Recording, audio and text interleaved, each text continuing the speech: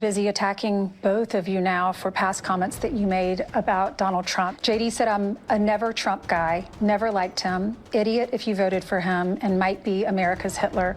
And then later he said he was wrong. He admitted ladies taking aim at government leaders who don't have children. What was your reaction? Well, I mean... Welcome to The Jerry Show.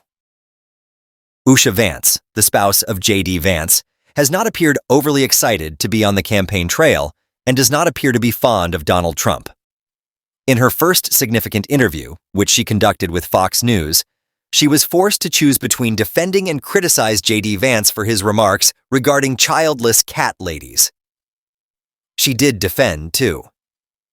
And dismisses it as a joke, saying he's very concerned about parenting and all that. Blah. As some of you may already be aware, I believe USHA Vance is not pleased with any of this, and we be aware that she and JD Vance hated Trump together once.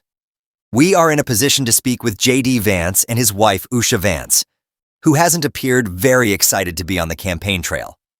Purportedly, be informed that JD Vance has changed his mind.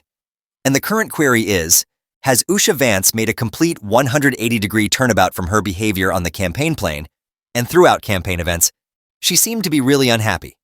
But she did put on a sort of mask for her credit. Extremely contented countenance in this Fox News interview, stating that everything is fantastic, and everything according to her husband.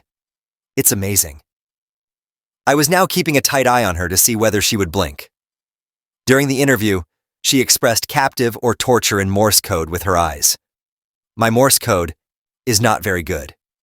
However, I doubt that she did.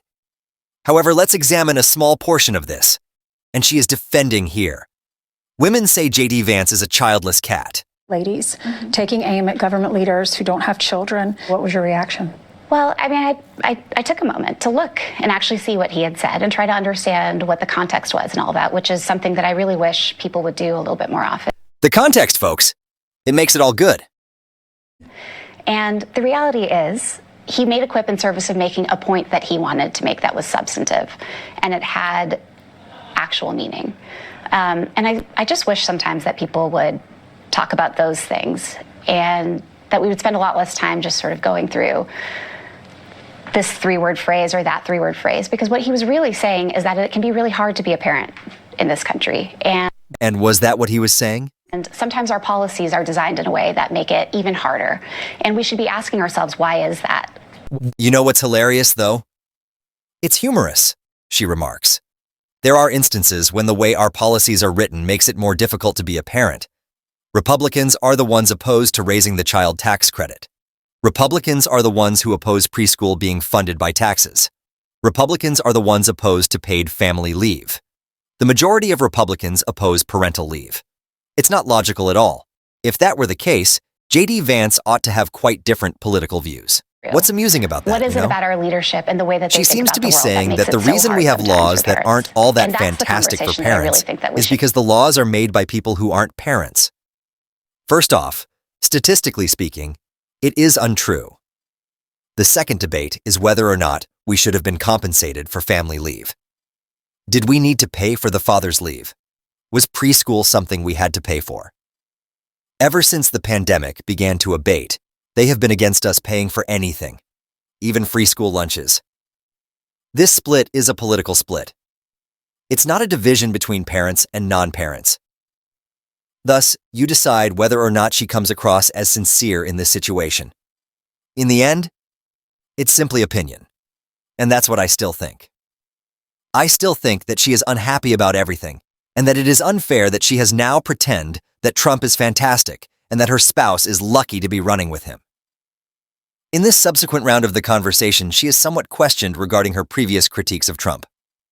Once more, you assess if her explanation for the change in opinion is sincere. Busy attacking both of you now for past comments that you made about Donald Trump. JD said, I'm a never Trump guy, never liked him, idiot if you voted for him, and might be America's Hitler. And then later he said he was wrong. He admitted that, and he said he didn't think that Donald Trump would be a good president at the time, but he said he ended up being a great president. How do you feel now about Donald Trump? Well, you know, I've had it several years since then to kind of understand what it is that he is out to do and, honestly, what JD is out to do. And Right. we have a lot of really good conversations about that. What did she figure out, My spouse is the target of Donald Trump's attempt to become vice president. That has been a really nice conversation for them. USHA, listen, we've both hated this guy for a long time. He is an idiot. He is a moron. He might turn out to be America's Hitler. However, it would be extremely beneficial for us individually if I were elected vice president. JD, I'm sold. I've made a 180-degree turn. And if I didn't feel that the ticket, the Trump-Vance ticket, was able to do some real good for the country, then I wouldn't be here supporting him. And JD wouldn't have done this. Yes. Naturally, that can also be taken to suggest that I don't need to have any favorable beliefs about Trump. Regardless of the frontrunner, I simply believe that the nation will benefit more if my husband is the vice president than if he is not. I am aware that I am projecting my perspective onto this. She is blending her approach at campaign visits with such meticulous language. The earlier remarks JD Vance's earlier remarks.